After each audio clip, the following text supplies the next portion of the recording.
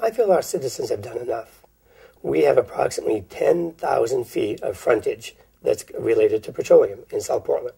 We have over 400,000 oil tankers that travel through our residential neighborhoods 24/7. Over 400,000 go through our residential neighborhoods. We have over 100 oil tanks. And so I believe our people have done enough. They didn't come forward and say, get rid of what we have. They did not start this. It's only when the Portland Pipeline came in and said, we want to bring in the dirtiest oil on earth.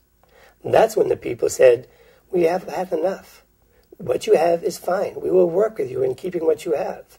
You can upgrade, you can modify, you can tweak, you can enhance. But it's not reasonable in a community of 25,000 people to grow and expand an industry that we know is unhealthy for our citizens. South Portland has a budget of approximately $80 million. We are the fourth largest city in the community. We have the second highest evaluation. We have a wonderful community. We have great businesses, the petroleum businesses included. But what makes a community like South Portland tick is a nice, diverse variety. And everybody contributes to our tax burden. Portland Pipeline contributes approximately $700,000 on an annual basis. All the petroleum companies contribute approximately $1.5 million on an annual basis. Some of the numbers that the petroleum industry is quoting includes a ripple effect. But the actual taxes that we receive on an annual basis for Portland Pipeline is approximately $700,000. They are one of the largest landowners, but they're not even in the top 5 in taxpayers. A recent history book came out about the history of Maine, and in that book it said that the Portland Pipeline was the first national defense pipeline in America. We built the Portland Pipeline for an emergency effort to get petroleum to Canada so Canada could help us in a greater way to win World War II. Most of the things that were built as a national defense in the 1940s have either been long mothballed or they're in museums. And now we want to take that infrastructure that we built without environmental regulations, without any planning, and we want to use that infrastructure to reverse the flow after 70 years to bring the dirtiest oil through our community. It just doesn't make safety sense to me.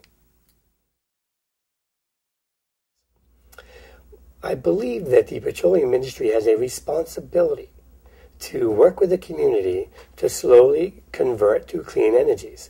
That is one reason why ExxonMobil has a profit of approximately $45 billion annually. One of the reasons that they pay so few taxes on these profits is that they are required by federal government to develop, explore, and utilize clean energies. And I believe that the petroleum industries and the community of South Portland, the residences and the businesses, should all work together to get us in that direction. And I'm hoping that when the Waterfront Protection Ordinance passes in November, that after that passage, we can all sit down at the table. I look forward to sitting across from petroleum industry leaders and members from the community and members of our planning staff and professionals throughout the state to sit down and see that we're all headed in the right direction together. I really believe that by working together, that in coming decades for our children, we can actually have a better community, more vibrant.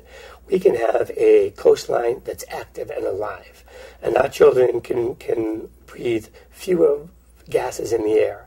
And we can drink cleaner water, and we can continue to grow plants in our backyards right on the waterfront. So I'm looking forward to working with the petroleum industry for the future of South Portland.